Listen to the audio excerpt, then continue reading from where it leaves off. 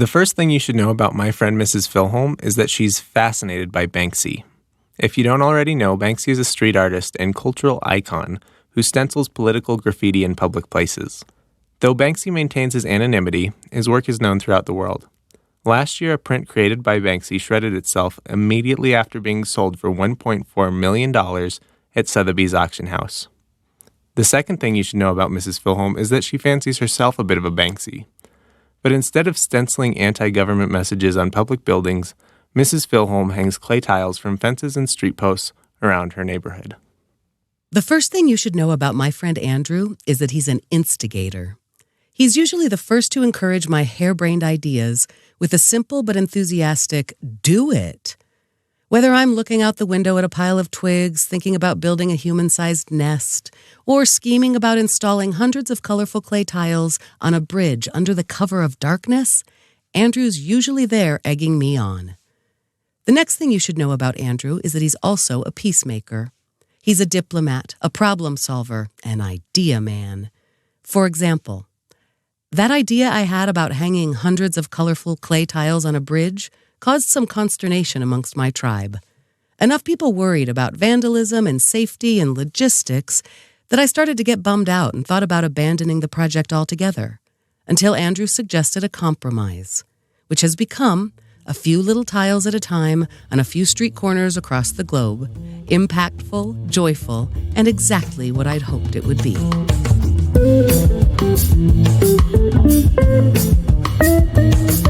Welcome to Half My Age, a weekly show in which a 25-year-old adult and a 50-year-old child help each other make sense of the world.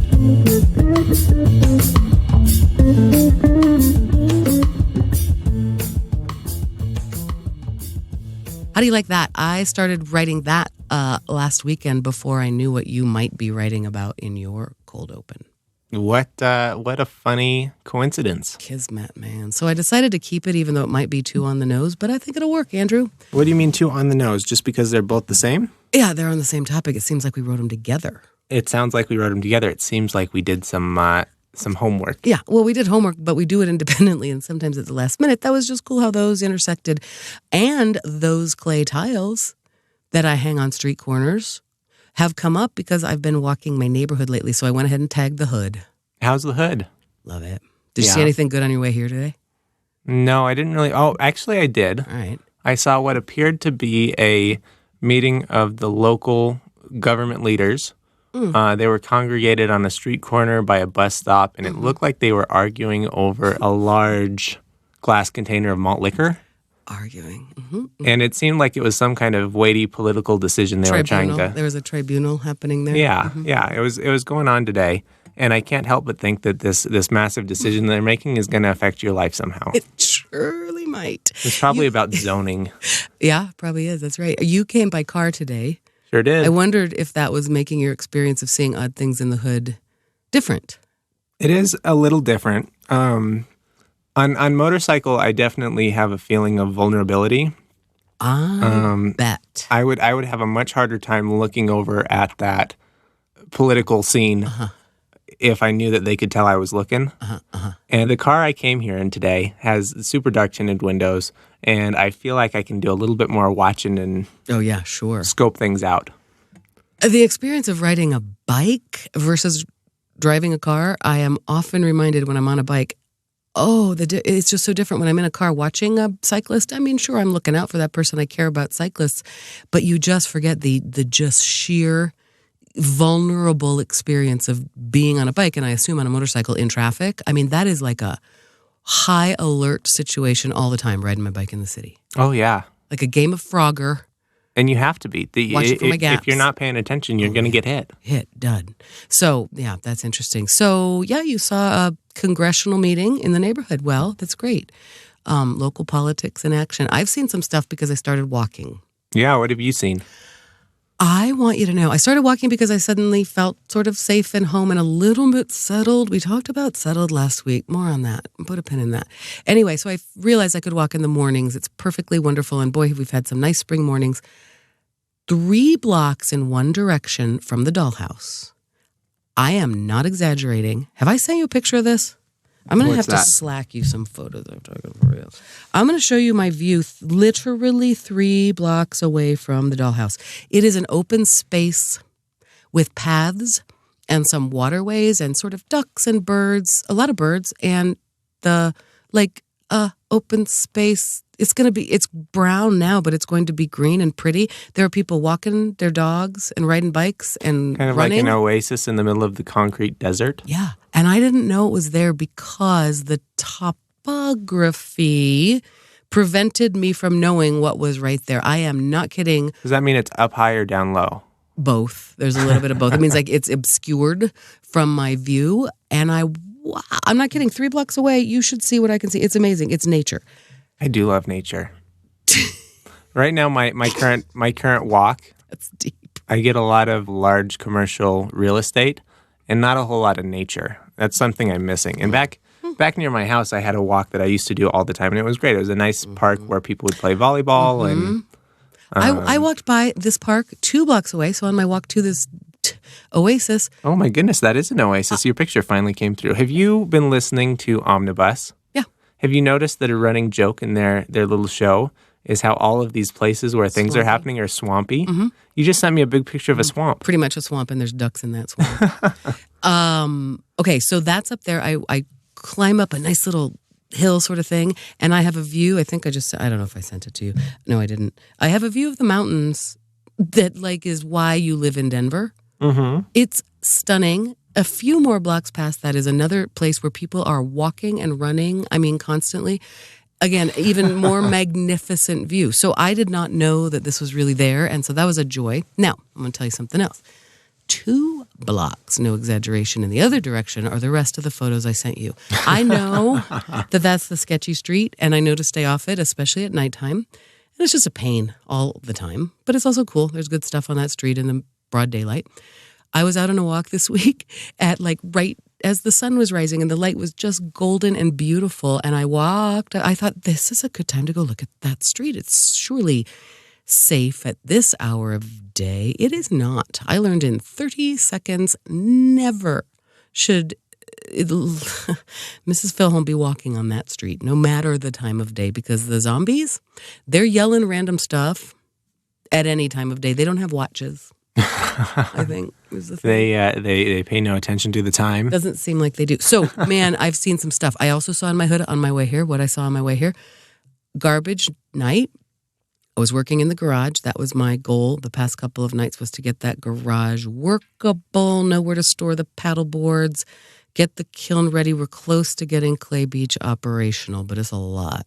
So I was working in the garage, and it was a beautiful evening, and it was 6:30 at night, still sunny, pretty light again, and I had the garage door open as I was working, and a woman in what, I'm car blind, but it looked like a decent You had the vehicle. garage door open, like someone opened it? No, I was standing there working, and I had the garage door open. Oh, I see. Yeah, sorry. It was open, open because I was working and enjoying the Yep. springtime air. So a woman in a car that looked respectable to me. Again, I do not know cars, but it did not look beat up and junky and whatever. It looked like a respectable car with a healthy-looking dog in the back seat as far as I could tell. She stopped, and I think I was listening to a podcast in my headphones, so I couldn't really hear her. Sort of took one earbud out and I don't really want to talk to you. But anyway, she seemed to be saying, I'm looking through the garbage.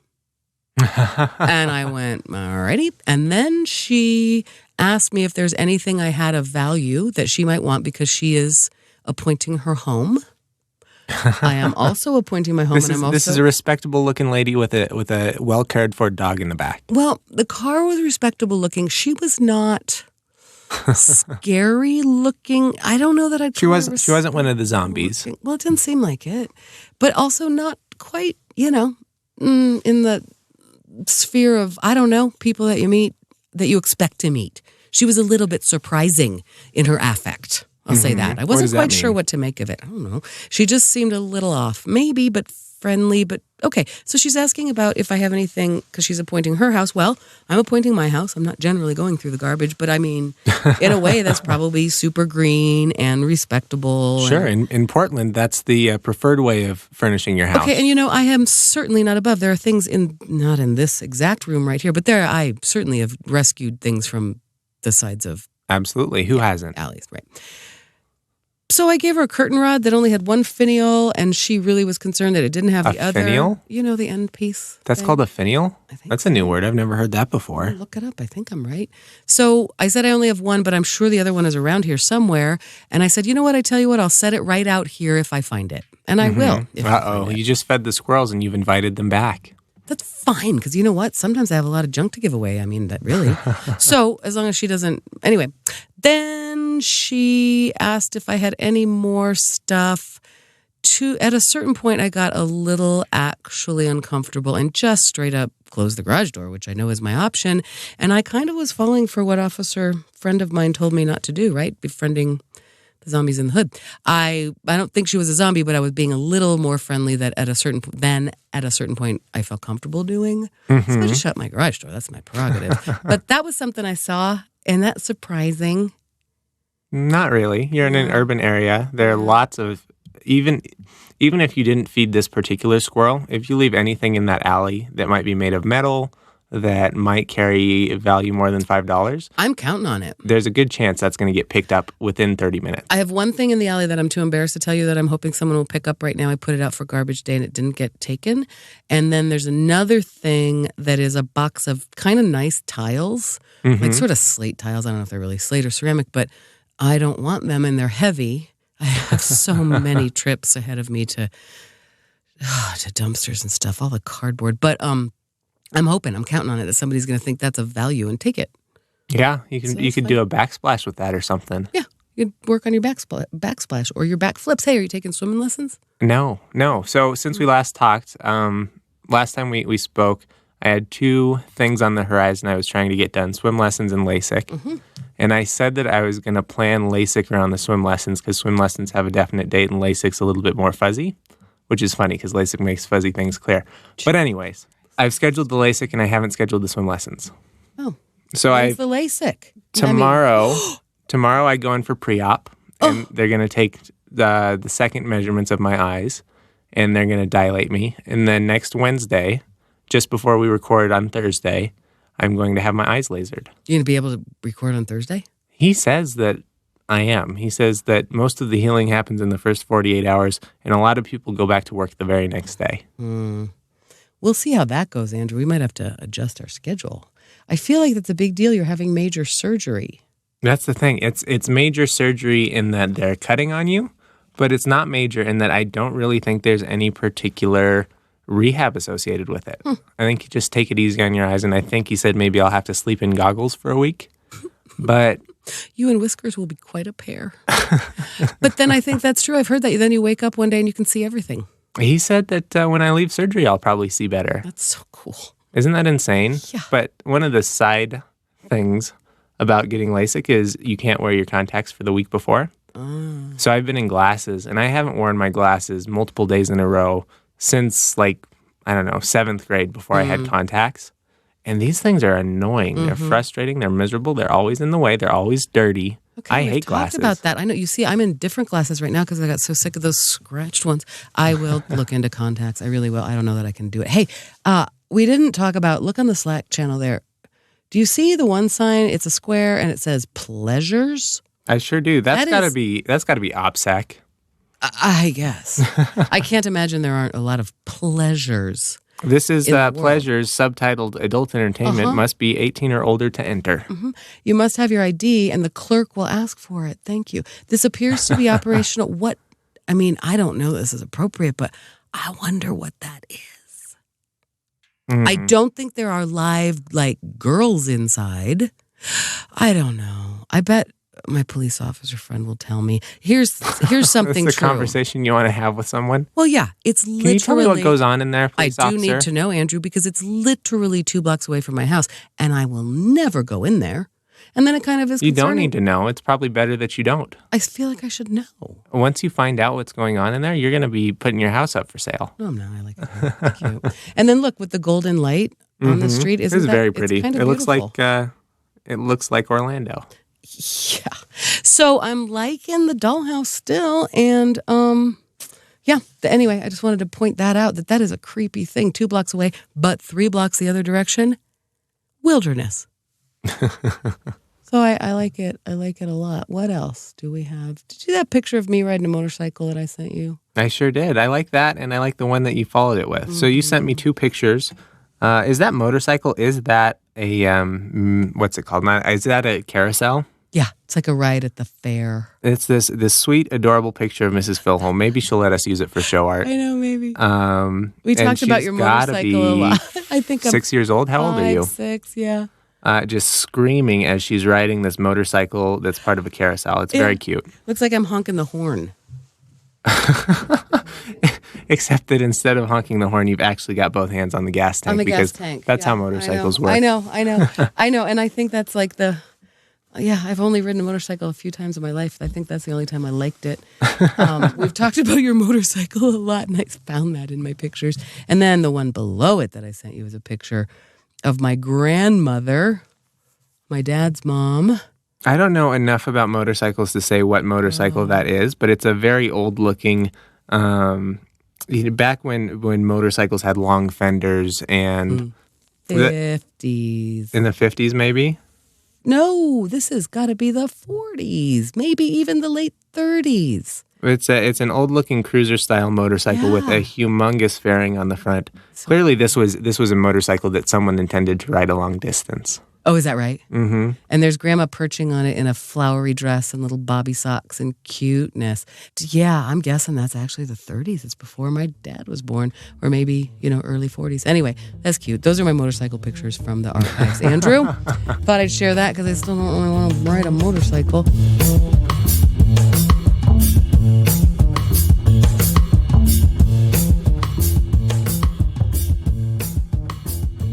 I do think we should talk about, because some of our viewers at home do not understand that we've talked about building a nest out of twigs. Yeah. Garbage, as you put it, which is That's right. lie. Twigs are garbage. Twigs are on the ground. That's not true.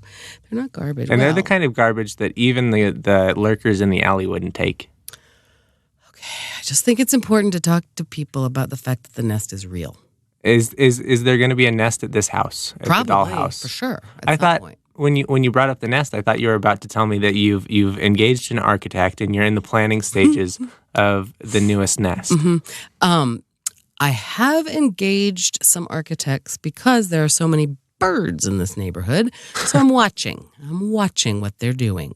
So really we should explain to people that the nest is not a metaphor. Last week you used it as a metaphor for mothering, but it's not a metaphor. It's a real thing. Didn't we go over this? Didn't we say that there's a human-sized nest? Oh, the cutting room floor. Mm-hmm.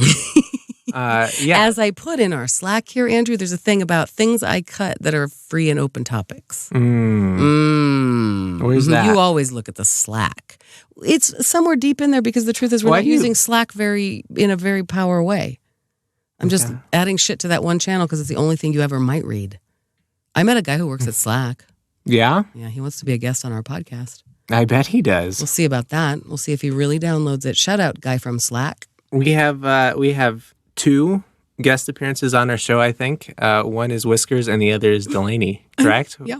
That's who have made actual appearances. Mm-hmm. Mm-hmm. Yeah, I know. Everybody's clamoring to be our first guest.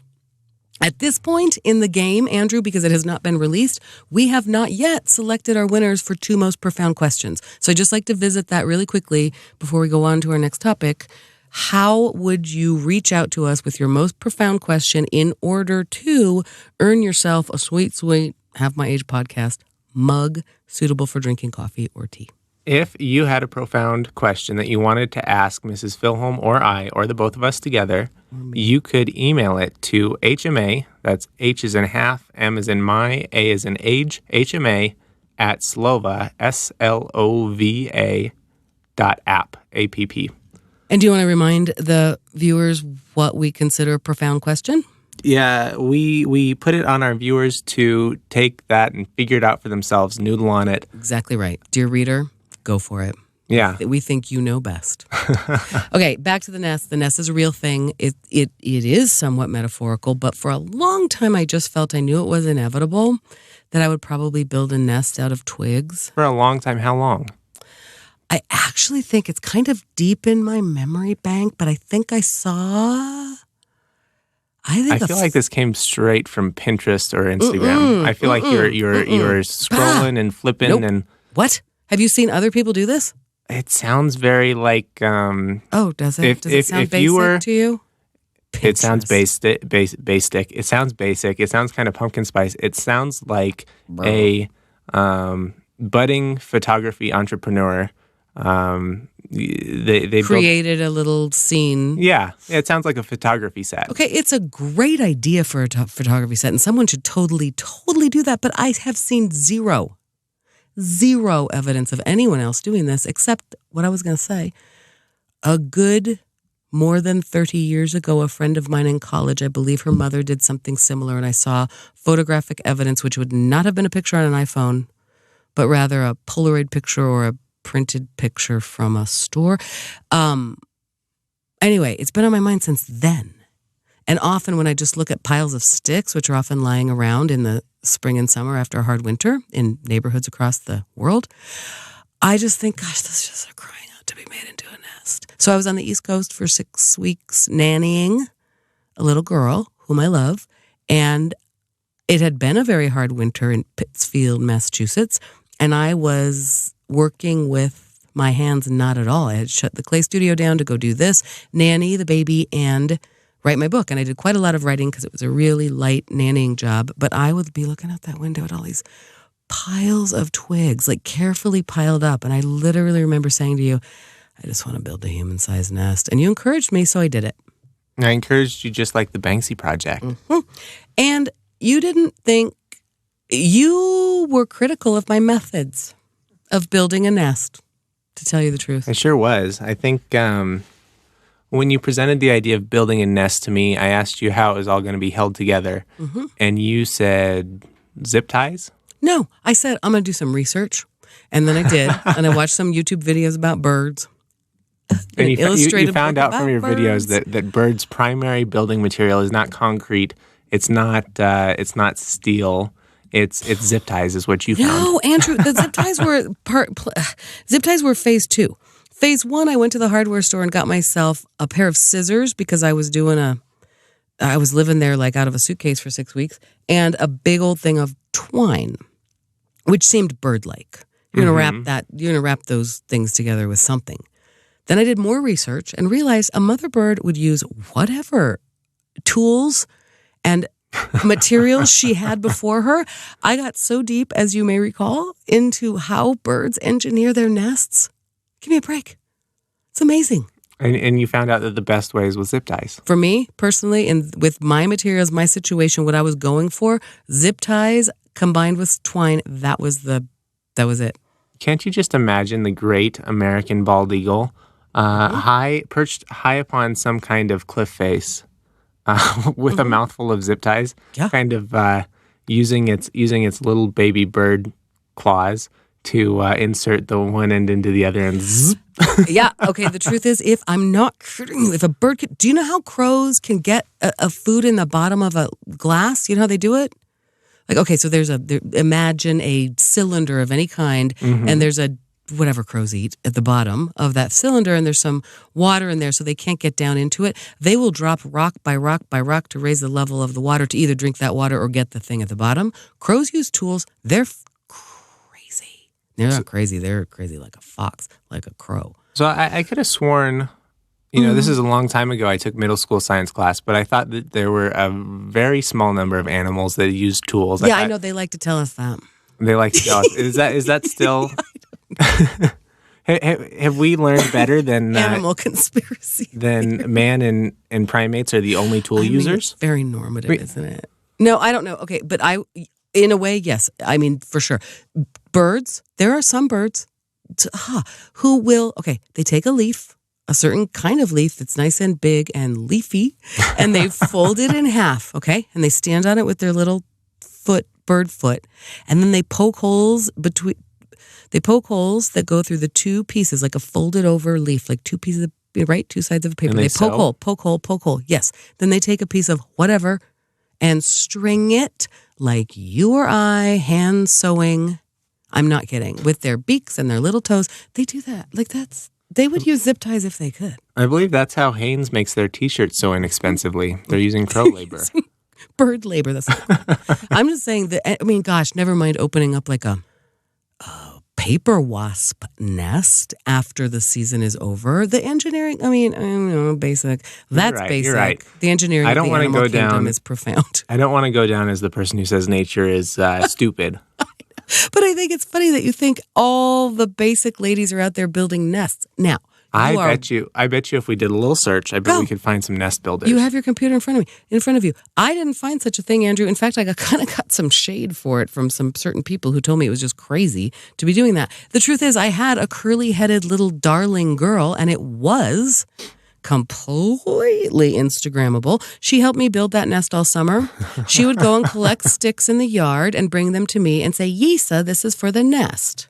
So I just did a little Google search. I searched for 3 words, actually 1 hyphenated word and 1 full word, human-sized nest, and I found 22,100,000 results. But that's, okay, but look at what they are. It's like you can buy a commercial version of it as it's so fun. I think there's been a lot, maybe this is I hope I have a tribe out there. I'm not trying to be unique. I just really felt like I had a lot of haters about nest life. It may be that they saw your project and they decided to build nests of their own. But these are not commercial nests. Okay, great. Well, shout out. Maybe those people could send us some profound questions. If there are nest builders out there, unite. I actually, now that I'm looking at this, there was a little art project that was, I think it's one of those art installations that moves from place to place. Look him up. It's that birch guy. Is it the veil thing? Mm-hmm. Oh, here it is. Patrick Dougherty. Yep, that's him, Patrick Dougherty. So there's an artist named Patrick Dougherty. You saw his work in Vail. Mm-hmm. I've seen it in South Dakota. The first time I became aware of it, my cousin in Olympia, Washington, sent me videos of her little children running through these, structures that he built. I think, is it out of birch? I don't know what. I think he finds materials local to the place where he's building the thing. Yeah. And he goes and and he actually, it's so cool. It's a communal thing. He hauls volunteers in to help, and he weaves structures. It's magical, like fairy houses out of these sort of saplings, I guess, like, right? And strips them, and he treats them. And he has people come, and he uses no other tools. Mm-hmm. So he's like the Zen-like of the bird community, because he weaves basically nests. Oh, God, it's so cool. Structures. It is cool. And I found his website. His website, Patrick Dougherty's official website, is stickwork.net. And you can see he's got installations all over the country. Long Beach, California, UPenn, BYU, Western Kentucky, Bowling Green.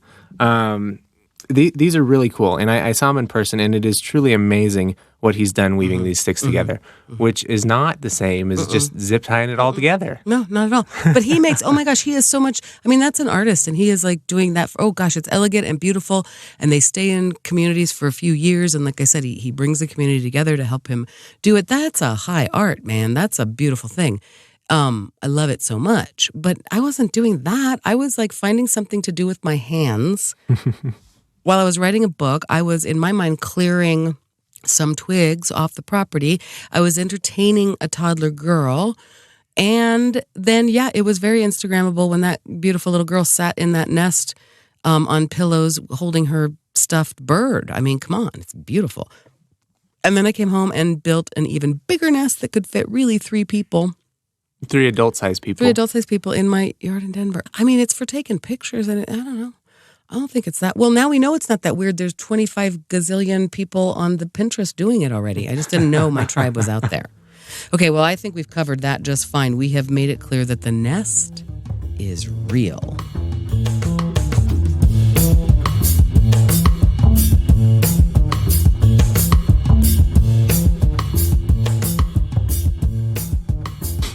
I got some questions for you. In other news, where do you get your news these days? Oh, God.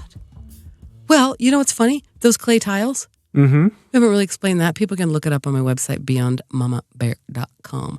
But those little clay tiles that I hung up, and I imagined a big sort of, not Banksy-like, but like Cristo-like. I don't know what I was imagining, but some big middle of the night caper where I went and hung a bunch, like just an explosion of color on a bridge or something like that.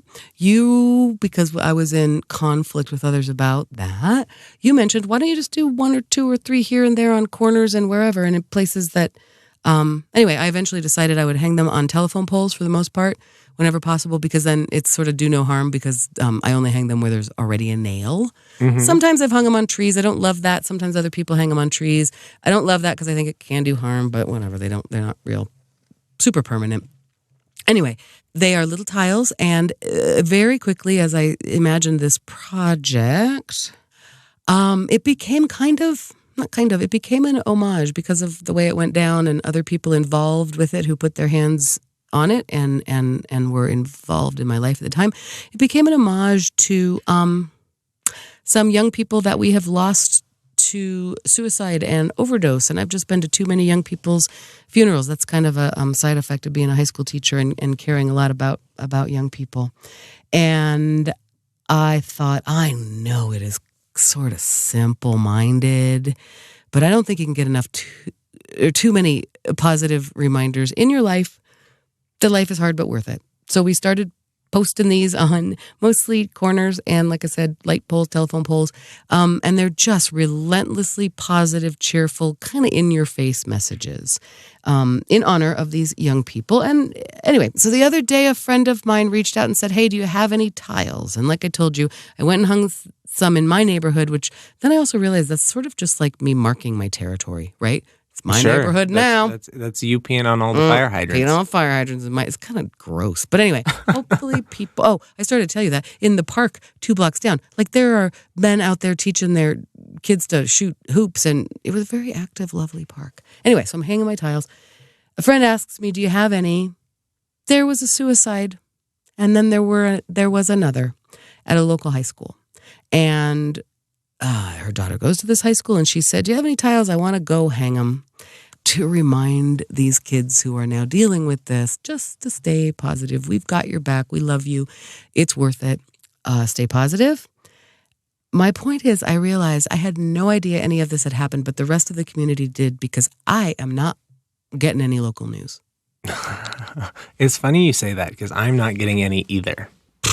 I've got a different story as to why I don't follow news. My previous job was why you don't. This is not why I don't. I just realized I'm so far out of it. And then I was asked to do a thing, and a lot of people are liking it on Facebook. She posted, and I posted, this what she had done. And I'm like, I don't even know what's going on. It's weird to be asked to be involved in something that a lot of the community is aware of, but not me. I am kind of blissfully, I guess, unaware. We'll talk about that. Go ahead. What's your deal? So until I quit my job in December, I had worked in a newsroom environment where 24/7 we had MSNBC, CNBC, we had televisions all around the office just bombarding us with news every day. We were caught up in all kinds of news. We were in the tech news, we were in the political realm. We had everything going on, and I kind of prized my knowledge of things going on. I thought it was a super valuable, super important thing. And then when I left my job, suddenly I wasn't being bombarded with this, and I felt a lot, I don't know, I felt a lot happier. I felt like I wasn't underneath all of the day's news. Okay, that's what I'm wondering. And I haven't really gone back. Yesterday I was on my walk, maybe 2 days ago, and I saw the flags were at half-mast, and I didn't know why. And it was the first time that had ever happened to me. Can you tell me why? No, I didn't Google it. I didn't don't even know why. I know, isn't it weird? In a good way. I've enjoyed my blissful ignorance. Right? And you're getting no local news either? None at all. Did you know about the weather coming in? Like, I literally had to be told that it was another issue by my gutter company who wanted to reschedule in advance of this second bomb cyclone that was coming in. Yeah. I ask about weather all the time. I've got one of those Google Home things. Oh, you ask. That's the one question I ask my Google Home. Does it tell you about the bomb cyclone? It didn't say bomb cyclone. It said it's going to be cold and snowy. Huh. Yeah. I ask my phone. I ask different platforms. I mostly ask human beings. What's going on with the weather? Do you have a good take on it? Do you have a good take on the weather? Yeah. What does the weather mean by that? It seems a little Is that a poetic. big F you, well, Mrs. I will Filholm? tell you that sometimes. No, I just will tell you that sometimes meteorology feels a bit interpretive. I don't know. Respect. I don't care. Yeah. Okay. So you're finding it a relief. I do have to still to this day, because of my day job, keep up.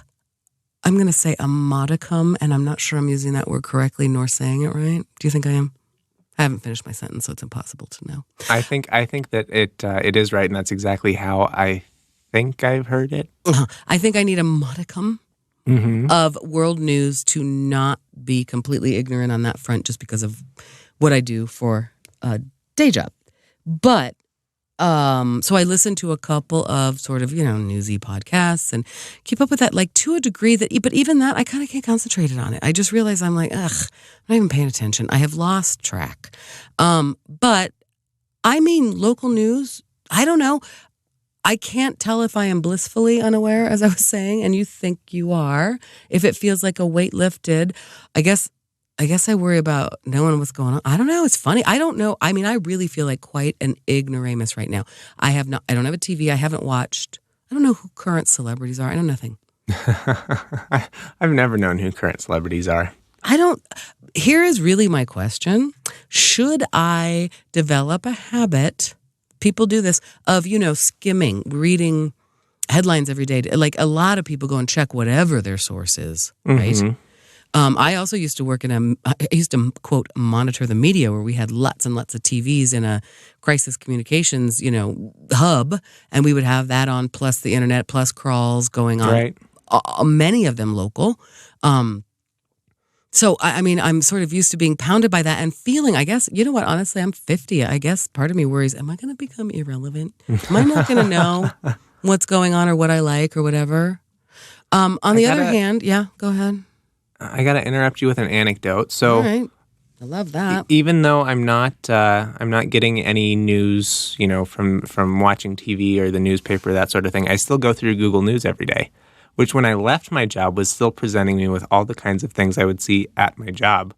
But at this point, the algorithm's totally taken me to a different place. There's enough of, it presents me with a news story, a political news story, and I don't click it, that it's finally learned that that's not what I'm interested in seeing anymore. And now it's like YouTube engineering videos, and it's computer stuff, and it's coding stuff. Pants. Recommendations for pants. Do you get a lot of that? No, not a single one. Do you? No, I don't know. I don't know where that came from. That's something you're interested in. You think I'm interested in pants? Yeah, you have tactical pants. I do have tactical. I just figured that'd be a thing they'd have figured out about you and be trying to sell you tactical pants all the time. Well, I've got 4 pairs of the same pants. Damn, you are a Black Skort project, son. And they just get rotated and rotated and rotated. So I don't really have it works. I don't have a lot of cause to look for pants on the internet anymore. Not that I ever did. But right, isn't that a thing? And when I did the Skort project, at a certain point, somebody said, you're never going to get followers to your blog, which is pretty defunct, because you're literally doing the opposite of you're not product selling placement. anything, Exactly. right? I'm saying, why do they need to come tune in if you're not telling them what to buy? Buy less. Okay, so that's actually... Well, that's interesting. Should I be looking at Google News every day for headlines? But they're just going to tell me about engineering videos. So very quickly, you're going to find out exactly what Google News thinks you're interested in. Oh, interesting. And it's not that I'm not interested in the day's events, but it's not something I go and search out. So I would be interested to see if you use Google News for a month, what it comes up with. It's probably like nest building materials. Yeah. It's probably like pillows and curtains to hang on the wall of the recording studio. Yep, that's what I'm saying lately. It's been, oh golly, I'm still furnishing that house. But I will tell you this, that's where I was kind of getting, which is interesting.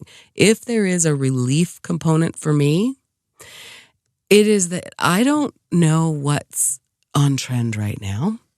Clothing, fashion, home decor. I'm not kidding. I mean, lambskin rugs. Well, yep. I mean, that's kind of my point. Is that I'm kind of in a sweet little spot right now, furnishing the dollhouse. Going, I don't really care. I don't care. I'm gonna pick things that I actually really like, and also knowing that I'm gonna make some compromises. Right, I'm not gonna go out and blow all of my money on the exact thing I want. But I don't know. Right now, I'm kind of digging my living room, and it's like I think it's comfortable for other people, which is what I like. It's comfortable enough, but like not comfortable enough that y'all are going to hang out there all the time. I do like my space. I don't know. It's just a funny thing that maybe not being deluged by media all the time. Now, I do listen to the radio. Mm-hmm. You do. And I listen to Pandora without paying for it. I'm interested in the radio from the perspective of I listened to the radio all the time when I was a driver. Now I ride a motorcycle, so I don't have a radio to listen to. Do you listen to music in your helmet? Not anymore. Good. I'm glad. I've just got a... It seems dangerous. It is kind of dangerous, actually. Yeah, never mind. Yeah. So iHeartRadio, which basically owns a gazillion radio stations, have recently gotten into the podcast game. I know. And I know all about it. there's a lot of fear among podcasters that the freedom that individual podcasts enjoy will go away because you'll have to be part of iHeartRadio, and you'll have to be part of Stitcher, and you'll have to be part of Spotify. And it's the damn man. we went through all this when we decided to start this podcast. Sure did. We naively assumed that us publishing the podcast to the iTunes directory would push us out to all of the other little podcast things. And we very quickly found out that a lot of our listeners come from other places. They're listening to Google Podcasts. They're listening to Stitcher. They're listening to, I can't remember all the ones. But we had access to them. We had access. It just wasn't automatic. In order for us to do that, what we had to do was go to all of these individual outlets and submit our feed and agree to their terms of service and that sort of thing. But anyways, iHeartRadio, I was doing some research on them because of this whole podcast thing, and they now have the monopoly on radio, and they still claim that they have an absurd number of listeners. And first of all, I don't know how you measure radio listeners. That's got to be hard to do. Mm-hmm. But second of all, I didn't know anyone in my life who listened to radio, but apparently everyone listens to radio in some aspect based on these numbers. Like the young people I thought were all tuned into Spotify and Apple Music and that kind of service. But it turns out there's still a humongous radio listening population, which surprised me. You think that's for real? That's legit? I do think it's for real. Interesting, because I really feel like a completely a weirdo. I listen to radio in my car. There used to be... Now, it's interesting to me because, recently you brought up the Allstate She Shed ad. Yeah. To my great consternation, because I say it's just a shed. But it was interesting because I hear that ad on the radio. I used to see that ad on the television when I lived in a place with local television. Mm-hmm. You heard it elsewhere. That's right. I heard it listening because I'm a cheapskate, so I get Spotify with the ads. Okay, same, and I get Pandora with an ad, so I probably heard it there. So that was it. Okay, my point is that honestly, sometimes there are. This is so stupid. Advertising has kind of united a culture in a very sick way, but I feel like that's no longer true. Like I cannot assume anymore that anybody I know has heard the same ads that I have heard, because I feel like it's such a now it's individualized feed. And it's personalized. Except if you're listening to the radio. If you're telling me that many people are listening to the radio, then probably that many people also have heard the hilarious ad for robots that dispense frozen yogurt, and that cracks me up every time because I work in a place where AI is constantly discussed, and robots and artificial intelligence, and it's come down to a radio ad that for like a year ago was playing nonstop on local radio about robots that dispensed FroYo. It was a vending machine. And I'm assuming that like everybody in my sphere has heard this ad. They have not. I've never heard that. I know. That's what I'm saying. I'm kind of interested, though. Are these like vending machines on the corner? Like, are they telling you to go look for one, or are they trying to sell you a vending machine? No, they're trying to sell you a business opportunity. Franchise? Yeah, for sure. It's the new robots, and all it is this grody. You know, it's something that you stick in a like video, or I don't know. Old video arcades, do they exist? You know, in a movie theater. Inside of an Xbox? Yep, that's it. I mean, no, it's just like you find some sweet space to, whatever. I just, like, that was one of the examples of me assuming that people in my sphere had heard this funny thing related to artificial intelligence, but not, and nobody has done. So if they're all, I don't care. Well, there are all these millions of radio listeners. I don't know. Do you think they'll listen to our podcast? I don't know if they know how. They don't know how. I wonder. I would be really interested to know, and I'm sure this is published on a million different websites, but the breakdown of, radio listeners versus streamers by age.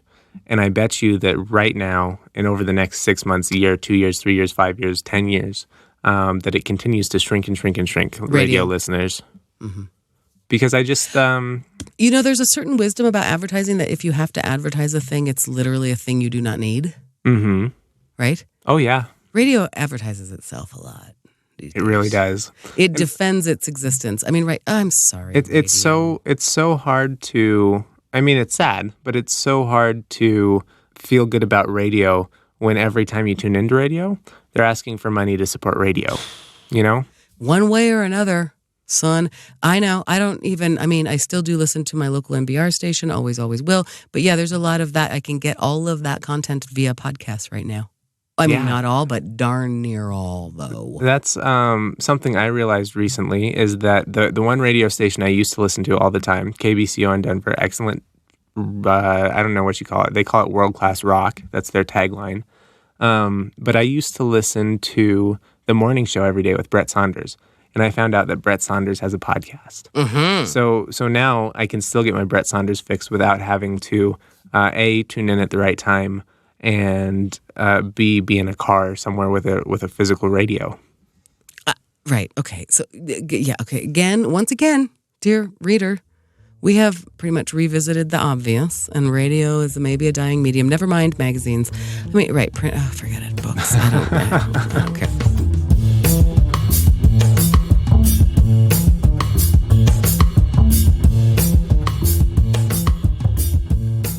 Hey, I saw Green Book. You did? Did you like it? I found it delightful. Actually unwatchable, and I turned it off. Are you kidding me? I'm not kidding you. You look at the Academy and you say I sure do. All of your votes, dear Academy raters, were absolute garbage, and you make the worst decisions ever. Who are you to say that? Sure do. You didn't enjoy that movie. I cannot imagine I am alone in that, Andrew. That's tell me what about it made you turn it off? I did not take notes, but I considered taking a notes, how I do, to write a very point-by-point rant about everything that's wrong with it. What's wrong with it? Oh, my God. It's so bad. Everything is bad. It's a bad... It's so heavy-handed. It is so...